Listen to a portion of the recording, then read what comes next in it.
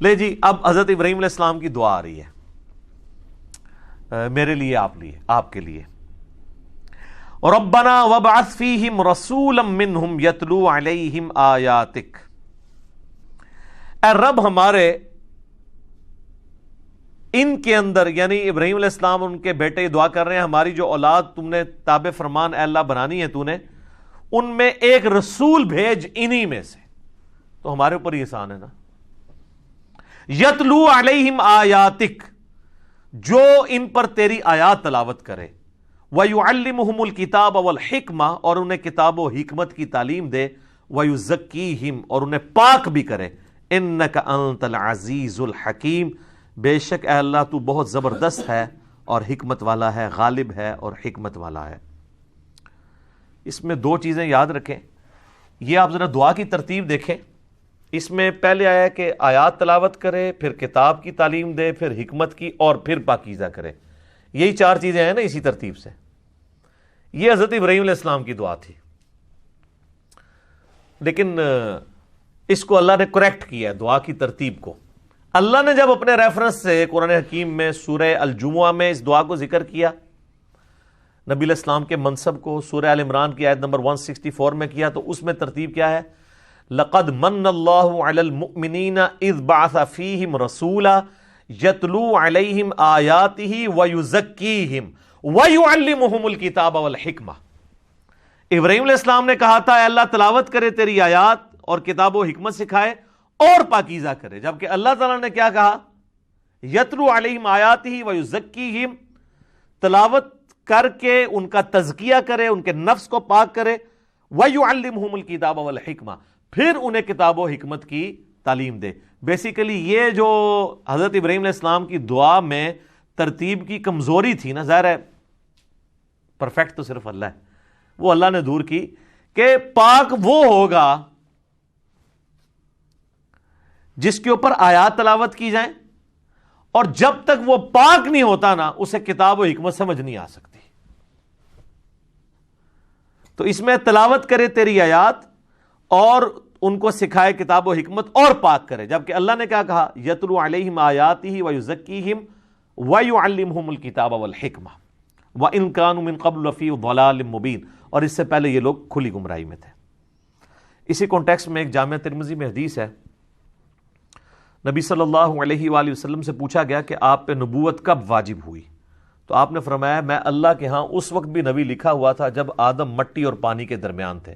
یعنی اللہ تعالیٰ کے ڈیوائن علم میں نبی صلی اللہ علیہ وآلہ وسلم اس وقت بھی نبی تھے جبکہ آدم علیہ السلام بھی پیدا بھی نہیں ہوئے تھے، اللہ کے علم میں. اس کو سپورٹیو ایک حدیث ہے جو مسند امام احمد میں صحیح سند کے ساتھ ہے، اور سنن کبریٰ البیہقی کے اندر موجود ہے، دلائل النبوہ امام بیہقی کی کتاب کے اندر، المستدرک للحاکم کے اندر، صحیح ابن حبان کے اندر، کہ نبی علیہ السلام نے فرمایا میں اللہ کے ہاں اس وقت بھی خاتم النبیین لکھا ہوا تھا.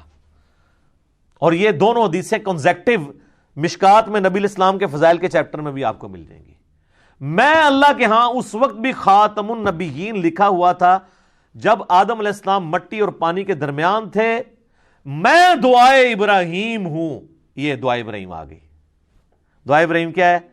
سورۃ البقرہ آیت نمبر 129، ربنا وابعث فیہم رسولا، اے اللہ رسول بھیج دے.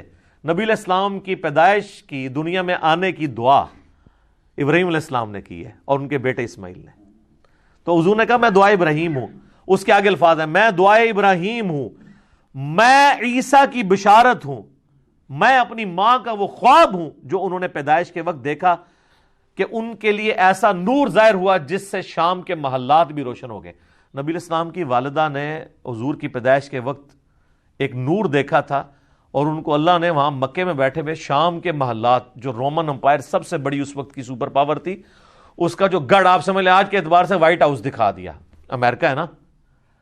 تو آپ علیہ السلام کی والدہ کو بتا دیا گیا تھا کہ آپ کا جو آپ سے بیٹا پیدا ہو رہا ہے نا، یہ کوئی عام انسان نہیں ہوگا، شام کے محلات بھی جو ہے وہ مغلوب ہو جائیں گے، وہاں پہ بھی اللہ کا پیغام پہنچے گا. پھر لوگوں نے دیکھا شام مسلمانوں کے پاس آیا ہے، حضرت عمر کے دور میں فتح ہوا ہے ٹل 1917 تک.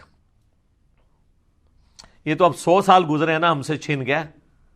ورنہ مسلسل 1300 سال تک، بیچ میں ایک دو دفعہ رومنز آئے ہیں، وہ صلاح الدین ایوبی نے فتح کر لیا تھا دوبارہ، وہ شام مسلمانوں کے پاس ہی رہا. ابھی بھی یہودی زبردستی آباد ہیں، لیکن ان کا سٹیٹس بھی ہے کہ وہ بھی ڈر ڈر کے وہاں زندگی گزار رہے ہیں، فی الوقت نام کا ہی قبضہ ہے ان کا. یہ بھی انشاءاللہ آپ کو پتہ ہے 2023 کے اندر،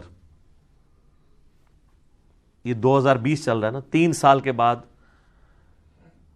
ٹرکی سے پابندیاں اٹھنے والی ہیں. جو آپ کو پتہ ہے سلطنت عثمانیہ ٹوٹی تھی نا پہلی جنگ عظیم میں، جرمنی کا ساتھ دے دیا تھا ٹرکش نے، باقی سارے دوسری طرف تھے، چاہے وہ امریکہ ہو، برٹن ہو، فرانس ہو. تو پہلی جنگ عظیم میں جرمنی کو شکست ہوئی، اس کی وجہ سے ٹرکی بھی ٹکڑے ٹکڑے ہو گیا، ورنہ تو سب سے بڑی ریاست دنیا کی یہی تھی.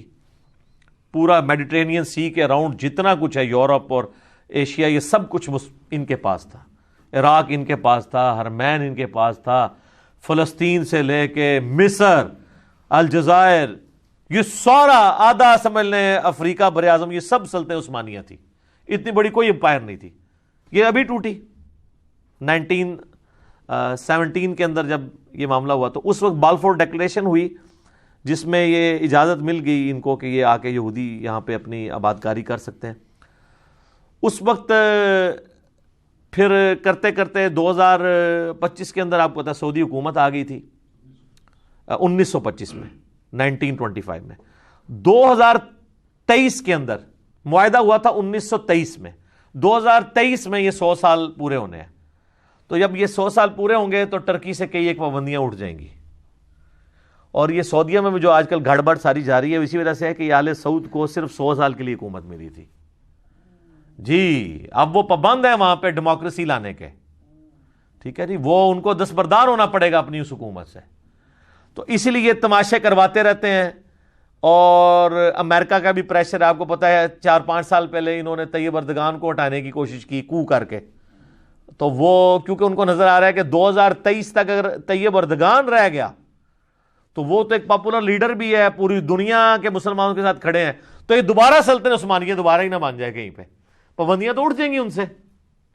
پھر ان کی اب پابندیوں کے ساتھ انہوں نے اکانومی اپنی کدھر لے گئے. اس وقت یورپ میں سب سے فاسٹسٹ گروئنگ اکانومی ان کی ہے. اور آپ دیکھیں دنیا میں مسلمانوں کے اوپر جب بھی برا وقت آتا ہے، باقی تو سارے بھیگی بیلی بنے ہوتے ہیں، ابھی وہ پابندیاں اٹھی نہیں ہیں تو آپ ان لوگوں کا کانفیڈنس لیول دیکھیں. اچھا ٹرکش جو ہے نا، وہ یہ بڑی دلیر قوم ہے، یہ تاتاریوں کی اولاد ہے، اسی بھی تاتاری ہیں پیچھوں، ظاہر ہے یہ مغل ٹرکش یہ سب تاتاریوں کی اولاد ہے.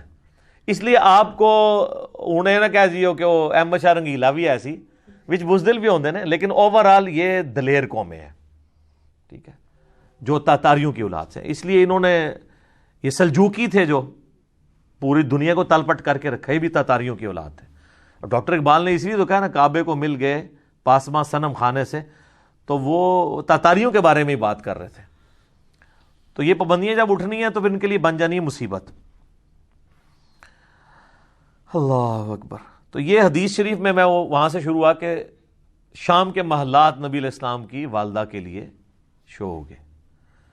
میرے بھائیوں اس حدیث میں بھی اس بات کا اشارہ موجود ہے کہ نبی علیہ السلام کے جو والدین ہیں نا، ان کے بارے میں بالکل زبان درازی نہیں کرنی چاہیے. دیکھیں یہ کوئی چھوٹی معمولی واقعہ نہیں ہے. نبی علیہ السلام کی والدہ کو ایک پروٹوکول اللہ نے دیا ہے، وہ اہل فطرت میں سے. تو ایمان والدین مصطفیٰ کے حوالے سے اہل سنت کے ہاں کیا نظریات پائے جاتے ہیں، دلائل کیا ہیں، مسئلہ 98 میرا ریکارڈڈ ہے، وہ آپ دیکھ سکتے ہیں. یہاں میں نے ایک ضمناً بات کر دی.